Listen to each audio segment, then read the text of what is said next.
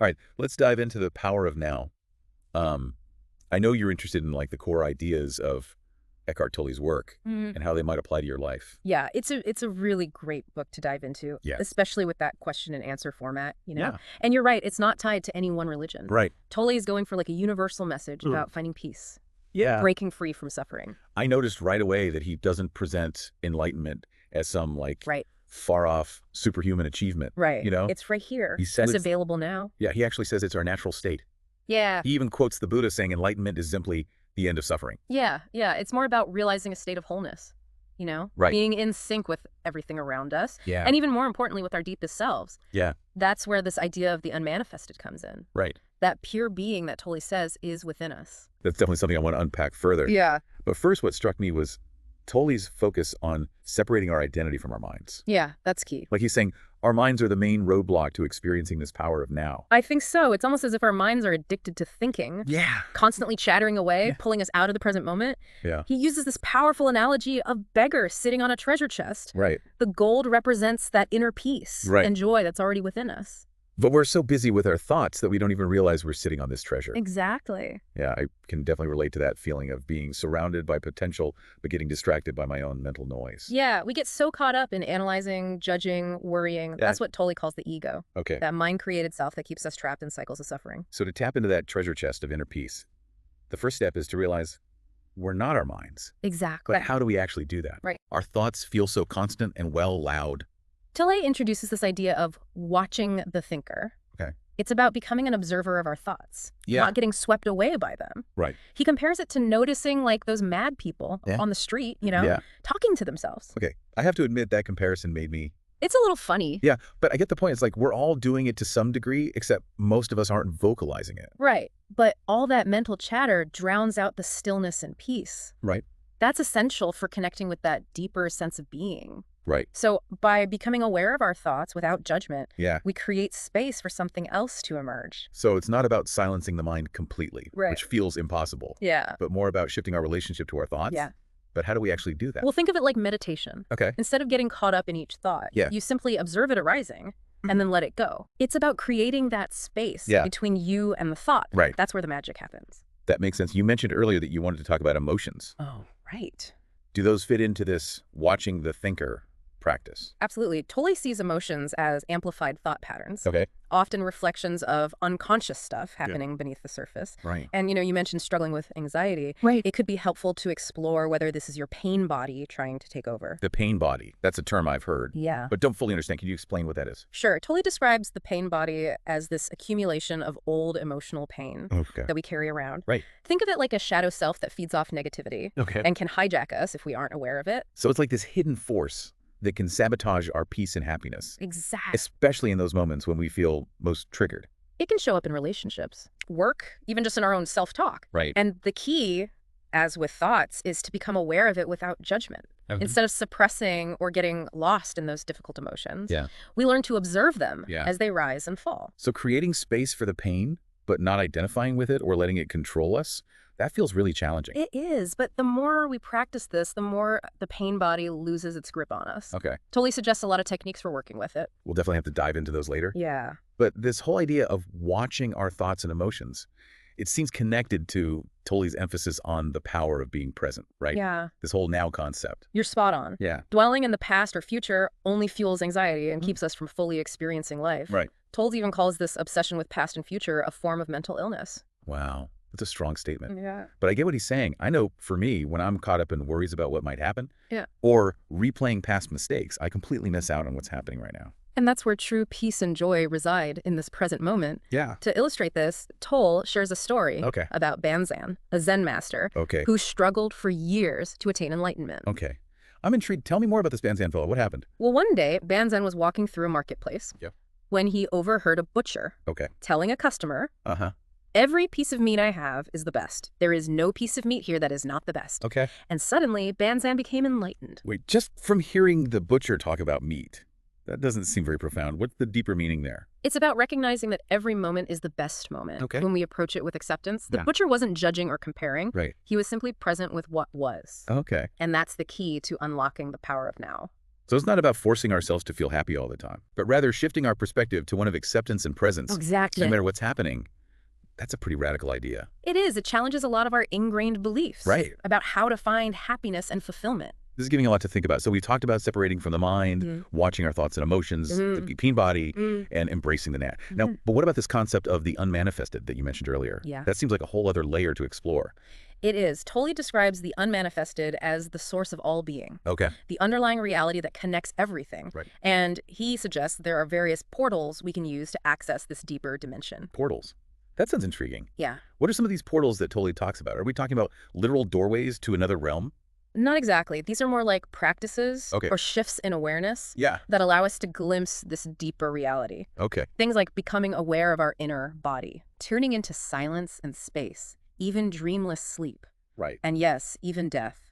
Okay. That's a lot to unpack. Yeah, And I have to admit, the idea of teeth as a portal is a bit intense. it can be. Yeah. But let's start with this inner body concept. Okay. What exactly does Tolle mean by that? He's not talking about the physical body as we typically perceive it. Okay. The inner body is more about tuning into the subtle energy field Okay. that gives life to our physical form. Right. It's the animating presence within us. So it's like feeling the aliveness within our bodies. Yeah. That energy that's constantly flowing through us. I can see how that could be a powerful practice. It is. Yeah. Tolle even suggests a simple exercise. Close your eyes Okay. and direct your attention inward. Uh-huh. Feel the body from within. Okay. The more we focus on it, the more this feeling becomes clear and strong. I'm definitely going to try. That it sounds like a way to shift our awareness from the constant chatter of the mind Right. to something more grounded and present. And it's in that grounded presence that we can begin to access the unmanifested. Right. That formless dimension of being that Tolle speaks of. This is really fascinating. It's like we're rediscovering our own bodies, Yeah. experiencing them in a whole new way. It can be quite an experience. And it sounds like it could be a helpful tool for dealing with those anxieties you mentioned earlier. Yeah, for sure. By connecting with our inner bodies, we can create a sense of stability and peace amidst the chaos. Exactly. And, this connection to the inner body can be surprisingly transformative. Yeah. Tolle suggests it can help us become more grounded, more present, and even more resilient to negativity. Okay. It's like we're tapping into a source of strength and wisdom that's always been there, Right. just waiting to be discovered. I love that it's like we're remembering our own power, our own innate capacity for healing and wholeness. Yeah. Okay, so we've explored the inner body as a portal to the unmanifested. Right. What about silence? Okay. How does that serve as a gateway? Think about it this way. What if, instead of focusing on the sounds themselves, Yeah. we paid attention to the silence that surrounds them? Okay. The gaps between words, the quiet intervals between musical notes. Ah, I see. It's about shifting our focus from the content to the space in which it arises. Exactly. That sounds like a very Zen approach. It is. And, even amidst the noise and busyness of life, Right. that silence is always there, Right. waiting to be noticed. So it's like we're training our awareness to perceive this hidden dimension of reality, Yeah. the stillness that's always present, even in the midst of chaos. It's always there. I can see how that could be incredibly calming and centering. Absolutely. And it doesn't require us to retreat to a monastery or Right. a silent retreat. We can cultivate this awareness anywhere, anytime. It's Yeah. about tuning into that inner stillness, that Yeah. spaciousness within, Right. which is ultimately a reflection of the unmanifested. This is really making me think about the nature of reality in a whole new way. Yeah, it can do that. It's like we're peeling back layers of perception to reveal a hidden order, Right. a deeper dimension that's always been there, just beyond our usual awareness. Exactly. And that hidden order, Yeah. that underlying reality, Yeah. is the unmanifested. The source of all that is... This is blowing my mind a little bit. Yeah. But before we get too lost in the cosmos, Right. what about the third portal you mentioned, space? Okay. How does that connect to the unmanifested? Tolle invites us to become aware of the empty space that surrounds objects, Okay. the nothingness that allows things to be. Right. It's like shifting our focus from the stuff in the world to the spaciousness that holds it all. So instead of fixating on the objects themselves, Right. we're contemplating the emptiness that makes their existence possible. Exactly. It's like seeing the world in negative space, Yeah. noticing the gaps and the voids. Yeah. I can see how that could be a powerful practice for cultivating a sense of perspective. Exactly. And, Tolle points out that even seemingly solid objects, Yeah. including our own bodies, Right. are mostly empty space. Yeah. He even quotes the Heart Sutra, Right. which states form is emptiness. Emptiness is form. Yeah. It's a mind-bending concept, but it speaks to the illusory nature of our perceptions. So by becoming aware of the emptiness that surrounds and permeates all things, we're connecting with the very essence of reality, Right. the unmanifested from which all forms arise. Exactly. It's like we're seeing through the illusion of separateness to recognize the underlying unity of everything. Precisely. And this contemplation of space can also lead us to an awareness of the space of no mind within. Okay. By withdrawing our attention from objects in space, Yeah. we also withdraw attention from our mind objects, our thoughts, emotions, and perceptions. So the outer contemplation of space becomes a gateway to experiencing inner spaciousness. Yes. That state of no mind that we talked about earlier. Yeah. That's fascinating. It's like the outer world becomes a mirror reflecting our inner state. You're getting it. And this practice can be incredibly helpful Yeah. for those times when you feel overwhelmed or anxious. Right. By connecting with that inner spaciousness, you can create a sense of peace and calm, even in the midst of chaos. I'm definitely going to try this. Okay, so we've explored the inner body, silence, and Yeah. space as portals to the unmanifested. Yes. But you also mentioned dreamless sleep and death as gateways, right? I did. Those seem like much heavier topics, perhaps for another time. Yeah, those are definitely big concepts. Yeah. And while they are portals, Yeah. they're not something we can actively practice in the same way. Right. But it is interesting to consider how Tolle sees these states as opportunities Right. to glimpse the unmanifested, to merge with the source. Okay, maybe we can touch upon those later in our deep dive. Yeah. But for now, let's shift gears a bit and talk about relationships. Okay. You mentioned that you were particularly interested in Tolle's take on how our interactions with others Right. can become a spiritual practice. Yes, absolutely. Yeah. Tolle suggests that relationships can become a source of pain Okay. when they're dominated by ego and unconsciousness. Right? He emphasizes the importance of complete acceptance Yeah. of our partners as they are, Okay. without judgment or the need to change them. That sounds incredibly challenging. It is. How can we truly accept our partners without wanting to change them? Right. Especially if they're doing things that bother us. Mm. Is Tolle suggesting we just become doormats No, and tolerate bad behavior? not at all. Okay. True acceptance, as Tolle describes it, Yeah. isn't about condoning negative behavior or denying our own needs. Right. It's about recognizing that our partners, just like us, are on their own journeys of evolution. Right. And often, their behaviors are reflections of their own unresolved pain Right. or unconscious patterns. So it's more about holding space for their imperfections, for their humanity, while also maintaining our own boundaries, Right. sense of self. Right. It's about approaching the relationship from a place of understanding and compassion, Exactly. rather than judgment and resistance. Exactly. And this can be incredibly difficult, Right. especially when we're triggered or feeling hurt. Yeah. But by practicing presence, Yeah. by observing our own reactions and choosing to respond with awareness rather than reactivity, Right. we can create more space for healing and growth within the relationship. I can see how this ties back to the idea of watching the thinker and becoming aware of our emotions. Yes. It's about applying those principles, not just to our own internal world, Yeah, but also to our interactions with others. precisely. And, Tolle points out that this is particularly important Yeah. when one partner is more conscious than the other. Okay. He uses the example of a woman who is more in touch with her emotions Okay. and a man who is more in his head. That sounds familiar. Yeah. I can definitely relate to that dynamic in some of my own relationships. Sure. What does Tolle suggest for navigating those differences in awareness? He emphasizes the importance of the more conscious partner, Okay. holding the space of presence. Okay. This means not reacting to the other person's pain body, Okay. not getting drawn into their drama, Right. and not trying to fix them. So it's about creating a container of awareness and acceptance, Mhm. allowing the other person to be where they are at without trying to control or change them. Exactly. That doesn't mean we have to tolerate abusive behavior. Absolutely not. Boundaries are crucial in any relationship, and it's important to prioritize our own safety and well-being. Right. But even within those boundaries, we can choose to respond with awareness rather than reactivity, Right. with compassion rather than judgment. I appreciate that clarification, this idea of holding space for another person's process. Yeah. Even when it's messy or challenging, Yeah, feels really powerful. it is. It's like we're offering them the gift of unconditional love and acceptance, even as they're working through their own stuff. Exactly. And, Tolle also talks about the Yeah. collective female pain body, Okay. the accumulated pain and trauma that women have carried for centuries. That's a really important point to bring up. It is. He suggests that this pain can manifest in relationships, especially during the menstrual cycle. Right? You're right. And instead of being overwhelmed by this pain, Right. he encourages women to use it as an opportunity for transformation Okay. by bringing awareness to it Yeah. and allowing it to be present. Okay. They can transmute it into consciousness. So it's about reclaiming their power from the pain Exactly. rather than being controlled by it. Yes. And men have a role to play in this process too, right? Absolutely. He encourages men to support their partners Yeah. by holding the space of presence, Right. allowing the women to move through their emotional cycles without judgment or resistance. It's about creating a safe and supportive environment where both partners can heal and grow together. I love that it's a beautiful vision of partnership. It is. One based on mutual respect, understanding, Yeah. and a willingness to support each other's journeys of evolution. And Tolle believes that this kind of conscious relationship Yeah. can be a powerful catalyst for personal and spiritual growth. Right. It challenges us to confront our own shadows, to expand our capacity for love and compassion, Right. and to awaken to the interconnectedness of all things. Okay, this conversation has given me so much to think about, but I'm curious, before we wrap up this part of our deep dive, Yeah. what are your thoughts on Tolle's ideas about happiness and unhappiness? It's an important distinction that Tolle makes. Yeah. He argues that while happiness is often dependent on external circumstances, Right. true fulfillment comes from cultivating inner peace, Okay. a state of being that's independent of what's happening around us. So it's not about chasing external pleasures or trying to control our circumstances, Right. but rather about finding a deep sense of contentment within ourselves. You got it. Yeah. It's about recognizing that true peace and joy Yeah. are already within us, Right. waiting to be uncovered. Yeah, and Tolle even suggests that suffering, Yeah. when embraced with awareness, Right. can become a powerful teacher. Okay, now that's a concept I'm going to need you to unpack a bit further. Okay. How can suffering possibly be a positive thing? Sure.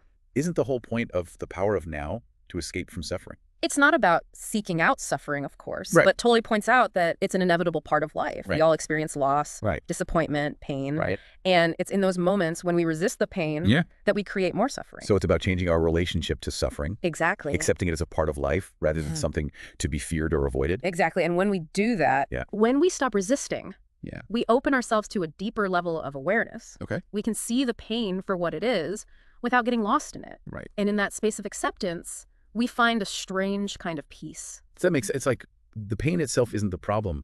It's our resistance to it that creates the suffering. Exactly. And this whole conversation about suffering and acceptance Right. makes me think of Tolle's discussion of the cyclical nature of life. You're making some great connections here. Yeah. It's all intertwined, isn't it? Yeah. Tolle emphasizes the impermanence of all things, Right. pointing out that everything is in constant flux, Yeah. arising and passing away. Right. And that includes our happiness, our sorrow, Right. everything. So it's about letting go of our attachments to things being a certain way. Yeah. Embracing the ebb and flow of life. Mhm. The constant dance between opposites. Is that what you're Right, saying? you're getting it. Okay. It's about finding peace amidst the impermanence, recognizing that true fulfillment lies not in clinging to forms, Right. but in connecting with the formless essence of reality. Wow. This is giving me a whole new perspective on how to approach life's challenges. Yeah. It's like, instead of trying to control everything and make it fit into my neat little boxes, Right. I can learn to surf those waves of change. Yeah. To embrace the unpredictable nature of it all. And that's where the true power lies. It's Right. in that surrender, in that acceptance of what is, Right. that we tap into a deeper freedom, Yeah. a liberation from the tyranny of our own minds. This is blowing my mind. It's powerful stuff. It's like I'm seeing the world with fresh eyes. Yeah. Recognizing the beauty and the power and the Yeah. impermanence Mhm. and the constant dance of creation and destruction. Yeah. And it all comes back to being present, Yeah. to embracing the now, Yes. just as Tolle suggests. And,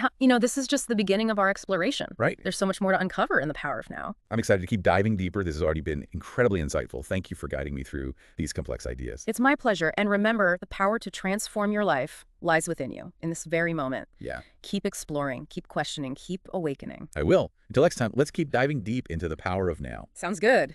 So ready to keep exploring the depths of the power of now. Absolutely. I'm still buzzing from that last conversation. The idea that true peace comes from within, not from external circumstances. That's really resonating with me. But I'm also a little confused about how that fits with Tolle's concept of surrender. It almost sounds passive, like giving up on creating a better life for myself. That's a common misconception. Tolle's idea of surrender isn't about becoming passive or resigning yourself to a difficult situation. It's more about accepting the present moment without resistance, allowing life to unfold as it is meant to. It's about letting go of that constant need to control and manipulate everything. Okay, I think I'm starting to grasp the distinction. It's not about giving up, but more about letting go.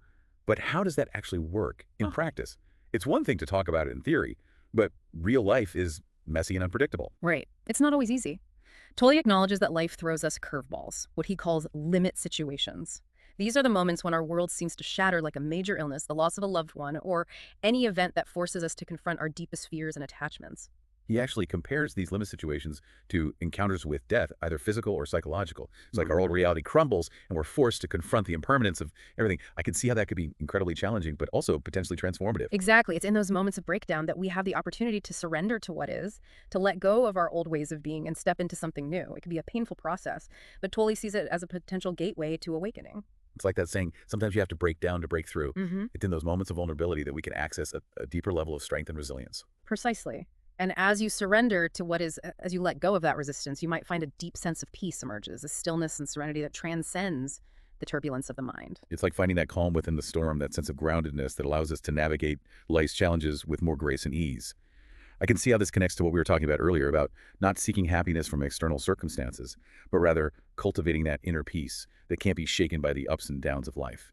You're making some great connections, and remember, this inner peace doesn't mean becoming passive or indifferent to the world. It's about finding a place of stillness within that allows you to respond to life's challenges with clarity and wisdom, not just from a place of reactivity or fear. So it's more about acting from a place of centeredness, of alignment with that deeper self that Tolle talks about. Hmm. I can see how that would lead to more empowered choices and actions. But this whole surrender thing, it still feels a bit paradoxical if we're constantly surrendering. How do we get anything done? Yeah. How do we create the life we want? That's a great question, and one that I wrestled with too. Tully isn't saying we shouldn't have goals or desires. He actually encourages us to go after what we want in life, but it's about the energy behind those pursuits. When we're coming from a place of surrender, we're not desperately clinging to outcomes. We're more aligned with the flow of life, trusting that things will unfold as they're meant to. So it's more about aligning our intentions with a higher purpose, trusting the wisdom of the universe, Mhm. rather than trying to force things to happen according to our limited egoic perspective. Exactly. And in that surrender, in that release of control, you might find that things start to unfold in a way that you couldn't have even imagined. It's like the universe conspires to support you when you get out of your own way. This is reminding me of the story about Banzan the Zen Master and the Butcher. It's about recognizing that every moment is the best moment when we approach it with acceptance. It's about letting go of those judgments and comparisons that create so much suffering. You're so right. And that brings us back to that distinction between happiness and inner peace. Happiness is fleeting, dependent on things going our way. Inner peace is a state of being that's available to us no matter what's happening in the external world. It's like that sense of calm and contentment that radiates from within, a deep knowing that everything is unfolding as it should, even when things are messy and challenging. Exactly. And remember, this inner peace doesn't mean we won't experience the ups and downs of life. We'll still face challenges, experience loss, and have to deal with difficult emotions. But we can learn to ride those waves with a greater sense of equanimity, knowing that our inner peace isn't dependent on external circumstances. This reminds me of what you were saying earlier about Tolle's view on the cyclical nature of life. It's all about embracing the impermanence of everything, recognizing that change is the only constant. You've got it. Tully reminds us that everything in life is in constant flux, arising and passing away. And when we resist that flow, when we cling to our desires for things to be different, we create suffering. It's like we're swimming against the current, exhausting ourselves in the process. I know I can get caught in that trap, trying to force things to fit into my idea of how they should be, instead of accepting what is. And Tully uses this beautiful analogy of a leaf floating on a river. When we resist the flow of life, we're like a rock in the river, creating turbulence and friction. But when we surrender, we become like that leaf, effortlessly gliding along the current. That's such a powerful image. It's a reminder to let go of the struggle, to trust the wisdom of the universe, and to allow ourselves to be carried by the flow of life. It's about finding that sweet spot between action and surrender. Exactly. And in that surrender, we often find a deeper freedom, a sense of liberation from the tyranny of our own minds. So as we continue to explore the power of now, keep that image of the leaf floating on the river in mind. It might offer a helpful perspective when you're feeling stuck or overwhelmed. Oh, well, this has given me so much to reflect on. But before we move on, you mentioned that Tolle talks about conscious death. That sounds a little intense. Is this something I should be worried about? Don't worry, it's not about actually dying. Tolle simply reminds us that death is an inevitable part of life. By contemplating our own mortality, we can gain valuable insights into the nature of reality. It's about facing our deepest fears and recognizing that there's nothing to be dreaded, only something to be understood. That makes sense. It's like by embracing the reality of death, we can actually live more fully in the present moment. I'm curious though, what does Tolle mean by dying before you die? Is that some sort of spiritual practice? It is a practice, and it's about mentally and emotionally letting go of our identification with form. It's about recognizing the impermanence of our physical bodies and our personalities and connecting with our true essence, that part of us that is eternal and unchanging. So it's about shifting our perspective, recognizing that we're not just our physical bodies or our egoic minds, but something much greater, something that transcends the limitations of form. I can see how that would be incredibly liberating, especially in the face of death. Exactly. And this dying before you die process can happen gradually over time as we deepen our awareness through practices like meditation and mindfulness. But it can also happen spontaneously in those limit situations we talked about earlier when our old reality crumbles and we're forced to confront the impermanence of everything. It's like in those moments of breakdown, we have the opportunity to shed the layers of our false self, the egoic constructs we've built up over a lifetime, and step into a more authentic way of being. You're getting it. And Tully shares stories of people who've gone through profound challenges and emerged transformed with a deeper understanding of life and a greater appreciation for the preciousness of each moment. Yeah. It's a reminder that even in the midst of suffering, there's a potential for awakening, for finding grace and meaning. Okay, so conscious death is not something to be feared, but rather an opportunity for growth and transformation. I'm starting to see how all of these concepts and the power of now are interconnected. But before we wrap up this part of our deep dive, I wanted to ask about Tolle's views on sexuality and gender. It seems like a lot of spiritual teachings kind of shy away from these topics. You're right. It's not always openly discussed, but Tully doesn't shy away from these aspects of being human. He points out that many spiritual traditions have historically condemned or denied the body particularly. Sexuality, seeing it as something separate from spirituality, something to be transcended or even punished. It's like there's been this tendency to see the body as the enemy, as something that needs to be controlled or overcome in order to achieve enlightenment. Exactly, and Tolle challenges that perspective. He argues that true enlightenment is not about escaping from the body, but rather about embracing it, accepting it as an integral part of our being. He sees the body as a portal to the divine, a way to experience the fullness of life, including the joys of sexuality. So it's about finding a healthy and conscious relationship with our sexuality, one that's not driven by shame or fear, but rather by love and acceptance. You got it. He sees sexuality as a natural and beautiful expression of life energy, a way to connect with our aliveness and with the present moment. And he also acknowledges that this can be challenging in relationships, especially when there are differences in levels of consciousness between partners. Right, like the example we talked about earlier with the woman being more in touch with her emotions and man being more in his head. I, I can see how that could create tension and conflict, especially around sex. Absolutely. And again, Tolle emphasizes the importance of the more conscious partner holding the space of presence, not reacting to the other person's pain body and not trying to fix or change them. It's about creating a container of acceptance and understanding, allowing the other person to be where they are at without judgment. So it's about meeting our partners with compassion and understanding, recognizing that we're all on our own journeys of evolution. It's about creating a safe and supportive space where both partners can explore their sexuality in a healthy and conscious way. Exactly. And remember, Tolle also talks about the collective female pain body and how this can impact women's experiences in relationships, especially around sex. He encourages women to use this pain as an opportunity for transformation, for reclaiming their power and stepping into their full authenticity. And he encourages men to support their partners in this process by being patient, compassionate, and understanding. I love that it's a beautiful vision of partnership, one where both partners are committed to their own growth and to supporting each other's journeys. And it's important to note that Tully also addresses the experience of being gay, recognizing the challenges that come with being different and how these challenges can actually serve as a catalyst for awakening. It's like the experience of being an outsider, of not fitting into societal norms, can force us to question our assumptions and break free from unconscious patterns, leading to a deeper understanding of ourselves and our place in the world. Precisely. And this brings up a broader point that Tolle makes throughout The Power of Now. He's very clear that true change begins within all the problems we see in the world. Violence, poverty, environmental destruction are ultimately reflections of the unconsciousness that pervades human society. So it's not about just trying to fix the symptoms, but rather addressing the root cause, which is the lack of awareness, the disconnection from our true nature. Sounds like what he's suggesting is a kind of inner revolution. Exactly. And he argues that by cultivating inner peace, by awakening to the power of the coal, now we can begin to shift the collective consciousness and create a more harmonious world. It's like the ripple effect, starting with ourselves and radiating outward as we become more conscious. Our actions, our relationships, and our impact on the world will naturally reflect that transformation. This is a powerful reminder that we each have a role to play in creating a better world. It's not about waiting for someone else to fix things, but rather about taking responsibility for our own inner transformation and allowing that to ripple out into the world. And he encourages us to do this not from a place of guilt or obligation, but from a place of love and joy. It's about recognizing that we're all part of something much larger than ourselves, that we're all interconnected, and that our actions, no matter how small, can make a difference. This conversation is making me realize that the power of now is more than just a self-help book. Yeah. It's a guide to living a more conscious and meaningful life, a roadmap for creating a better world. It's about recognizing that the power to transform our lives and the world lies within each of us in this very moment. You're getting it. And remember, this is just the beginning of our exploration. There's so much more to discover as we continue to dive deeper into the power of now. What are your thoughts so far? What's resonating most with you? Honestly, I'm still processing everything. There are so many layers to Tolle's teachings. But what's really sticking with me is this idea that true fulfillment doesn't come from external achievements or possessions, but from cultivating that inner peace that can't be shaken by the ups and downs of life. I also love the emphasis on surrender, not as a form of giving up, but as a way of aligning ourselves with the flow of life, trusting the wisdom of the universe. Those are some powerful insights. And, it's not just about understanding these concepts intellectually. It's about putting them into practice, experimenting with them in your own life, and seeing how they can help you navigate the challenges and joys of being human. That's what I'm excited to explore further. I'm ready to dive even deeper into the power of now and see how these teachings can help me create a more fulfilling and meaningful life. Are you ready for part 3? Let's do it. We'll explore some of those practical techniques that Tully suggests for bringing more presence and awareness into your everyday life. Okay. I'm ready to dive back in. We've covered a lot of ground already, from watching the thinker to embracing the... Now, but I'm really eager to hear about those practical techniques you mentioned, the ones that Tolle suggests for bringing more presence into everyday life. You're in for a treat. Tolle offers a whole toolbox of techniques, and remember, it's not about mastering them all perfectly. It's more about experimenting and finding what resonates with you, what helps you shift into that state of presence more easily. That's reassuring. I sometimes feel overwhelmed by all the different meditation techniques and mindfulness practices out there. It's like, where do I even begin? One of the simplest but most profound techniques Tolle suggests is focusing on your breath. It's always available right there with you no matter what you're doing. That's true. I've heard about breathwork before, but never really tried it consistently.